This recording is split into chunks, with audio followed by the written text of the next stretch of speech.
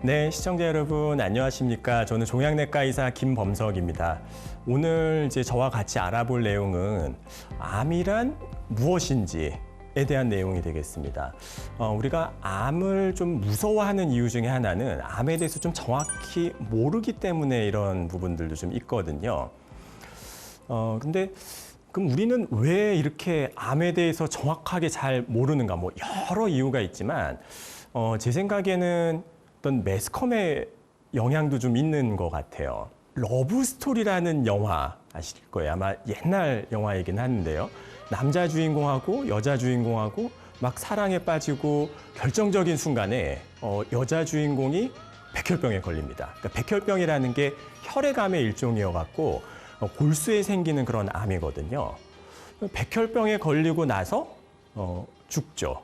그리고선 영화가 갑자기 슬픈 영화가 돼버린 거고요.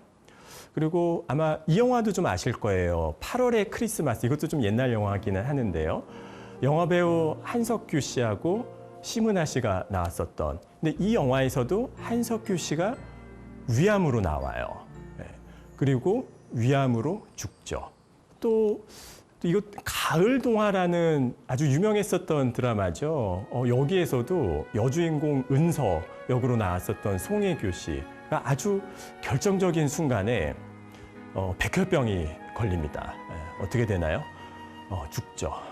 그래서 영화 속에 나오는 암 환자분들은 어떻게 이렇게 죄다 다 암에 걸리면은 죽는 설정으로 가게 돼요. 저희가 심지어 학회 차원에서 방송국에 항의 전화도 하고 뭐 이런 적도 있어요. 아니 왜 암에 걸리면 다 죽냐. 현실에서 안 그렇다. 암에 걸리고 나서도 암을 잘 슬기롭게 극복하고 완치한 사람들도 있는데 왜 그런 케이스는 안 보여주고 왜 암에 걸리면 다 죽는 걸로 설정을 하냐. 뭐 이런 그 항의를 할 정도이기도 했거든요.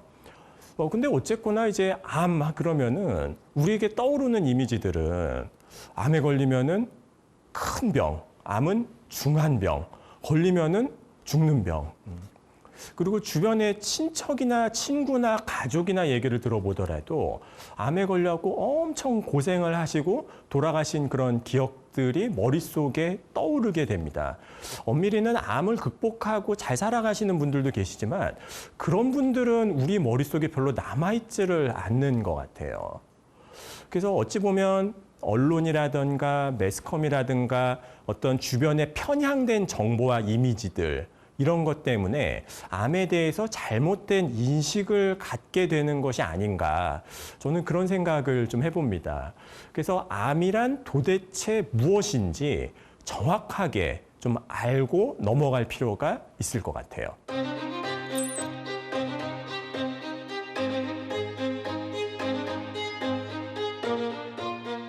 암은 도대체 뭐냐? 여기서부터 시작을 해야 되는데요. 제가 예전에 무슨 책을 한 권을 쓴 적이 있었는데 첫 줄을 뭘로 써야 되지? 암이란 무엇이다.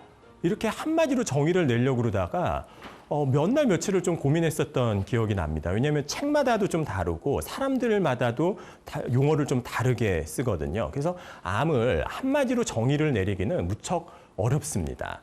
그래도 굳이 정의하자면 암은 이렇게 정의를 내릴 수가 있을 거예요. 어떤 유전자의 이상으로 인해서 비정상적으로 증식하는이라는 게 마구마구 분열한다 이런 뜻이거든요. 증식하는 세포를 특징으로 하는 질환군.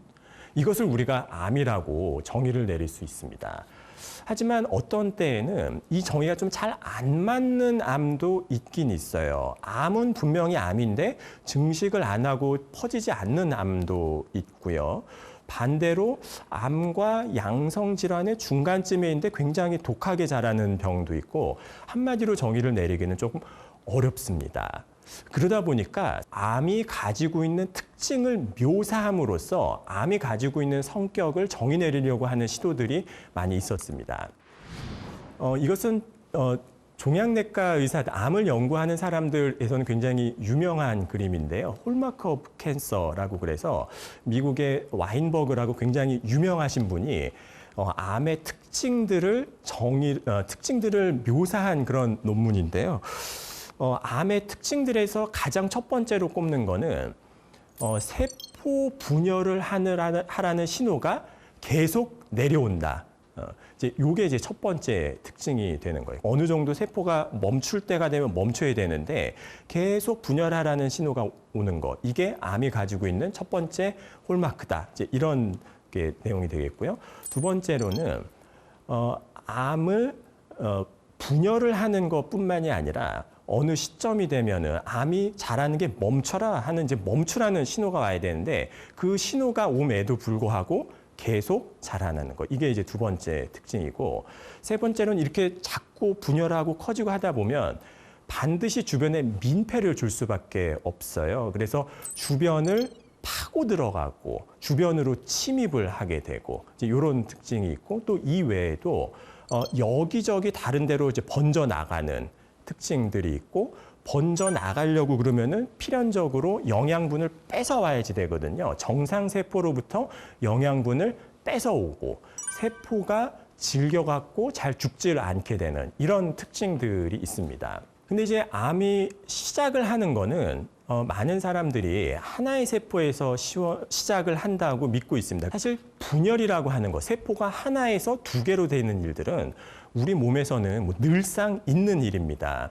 생각해 보면은 사람이 어렸을 때 몸집이 작다가 어른이 되면서 몸집이 커지잖아요. 그런 것도 우리 몸을 이루고 있는 세포들이 점점 더 자라나고 분열하고 증식하기 때문에 그러는 거거든요. 차이가 있다면 어느 시점이 돼서 이제 그만 이제는 멈춰야 된다 하는 신호가 올 때 멈출 수 있느냐 없느냐 이제 그런 차이가 있는 거죠.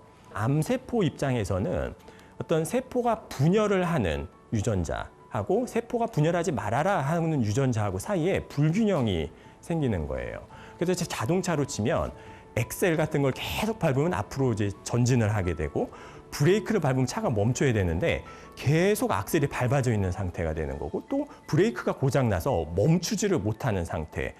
그러면 차가 계속 앞으로 갈 수밖에 없겠죠. 그러다 보면 교통사고도 나고 주변에도 침범을 하고 이제 여러 일들이 생기는데 그런 일들이 암세포에서는 굉장히 흔히 일어나고 그게 암세포의 중요한 특징 중에 하나입니다.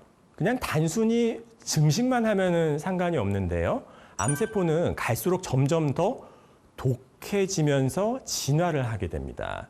암세포들도 살아남으려고 별짓들을 다 하거든요. 에너지도 뺏어오고 주변으로 혈관도 침범을 하고 다른 데로 가게 되고 게다가 이렇게 암세포가 독해지면서 퍼지려고 그러면 반드시 면역세포들을 따돌려야 돼요. 우리 몸이 이제 면역세포라고 하는 거는 경찰과 같은 역할을 하는 겁니다. 외부에 침입자가 오면은 이거 이상한 세포인데 하면서 죽여야 되는 게 원래 면역세포가 하는 일이거든요. 그래서 우리 몸의 면역세포들은 셀프와 넌셀프, 즉 자기와 자기 아닌 것을 구분을 하는 능력이 있고요. 그것을 인식해가지고 얘는 원래 내 몸이 아니고 외부의 침입자다. 죽여야 되겠다. 바이러스가 들어오면 이 세포를 죽이자.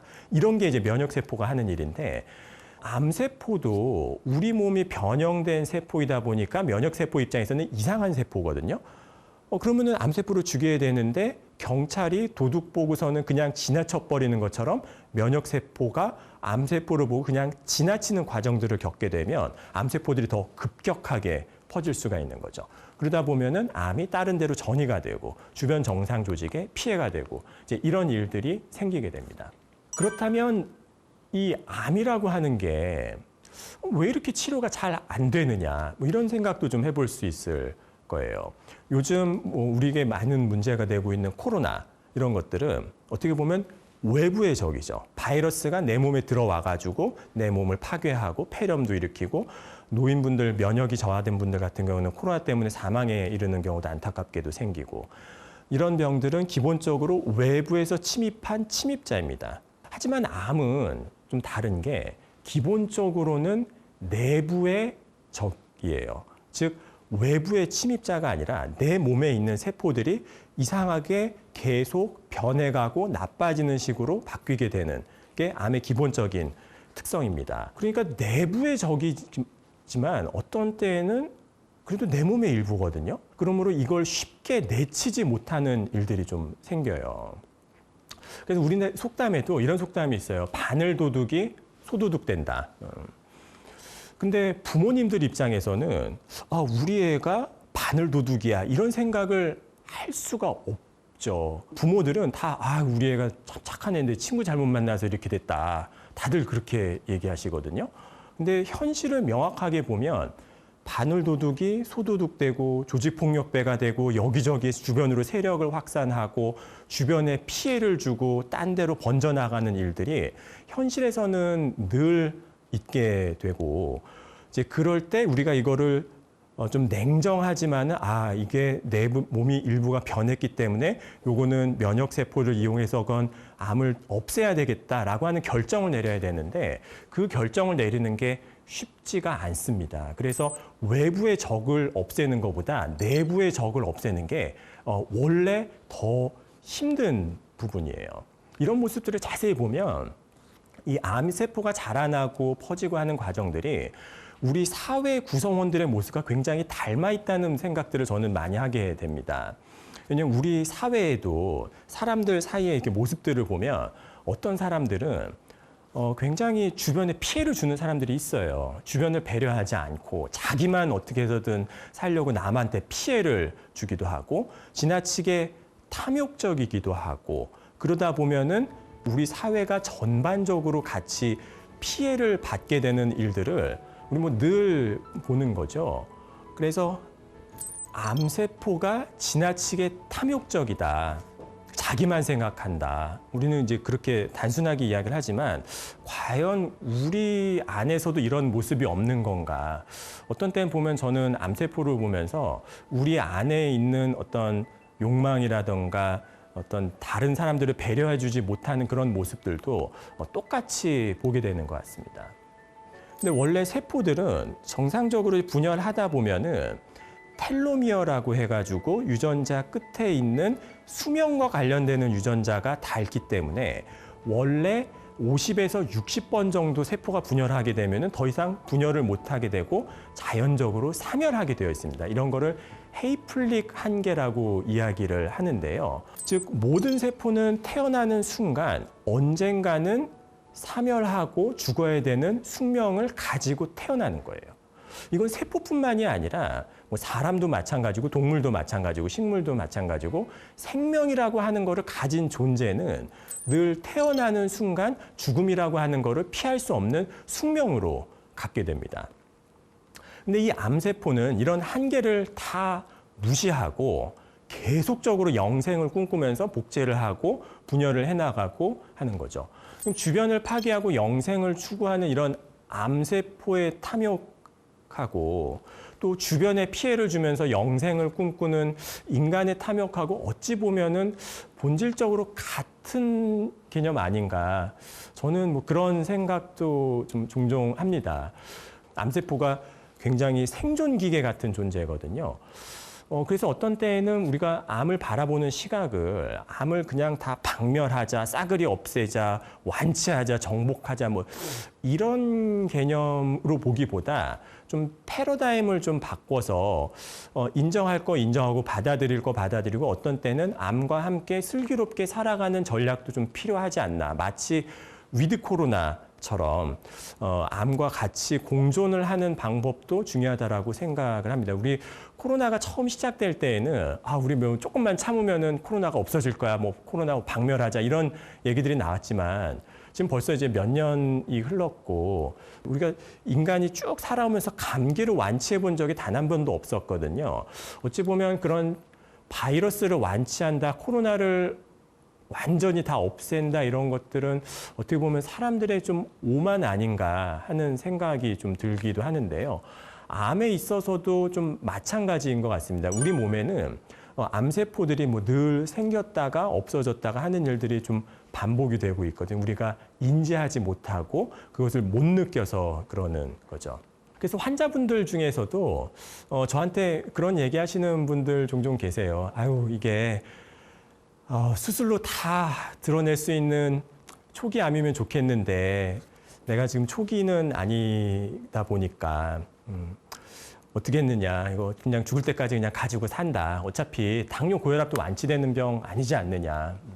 암을 어떻게 우리가 잘 슬기롭게 다스리고 뭐 뿌리 뽑을 수 있으면 제일 좋지만은 뿌리 뽑지 못하는 경우도 있을 수 있으니까 암과 함께 슬기롭게 살아가는 방법을 만들어내느냐 하는 부분들도 어찌 보면은 우리가 가져야 되는 숙제 아닌가 싶습니다. 물론 뭐 제일 좋기로는 암을 예방할 수 있으면은 제일 좋은 거고요. 우리가 암이라고 하는 것이 어쩔 수 없이 나한테 찾아온다고 하더라도 그것에 대해서 너무나 과도하게 두려워할 필요는 없다. 암에 대해서 우리가 정확하게 모르기 때문에 과도한 공포감을 갖는 건데 암에 대해서 차근차근 알아나가고 공부하고 특징에 대해서 알다 보면 전에는 몰랐었던 것들에 대해서도 우리가 하나하나씩 알아나갈 수가 있고 현명하게 대처할 수가 있다라고 하는 말씀을 꼭 좀 드리고 싶습니다. 이쯤 되면 아마도 그래 뭐 암이라는 게 뭔지는 얼추는 알겠어. 근데 앞으로 어떻게 하라는 거지? 하는 좀 의문을 가지실 수도 있을 것 같은데요. 다음 시간에는 암이 왜 생기는지 이제 이런 부분들을 하나하나 또 조금 짚어가면서 암에 대해서 조금 더 공부해가고 우리가 어떻게 대응을 해나갈 수 있는지를 알아보도록 하겠습니다. 네. 오늘은 여기까지 마치도록 하겠고요. 경청해 주셔서 대단히 감사합니다.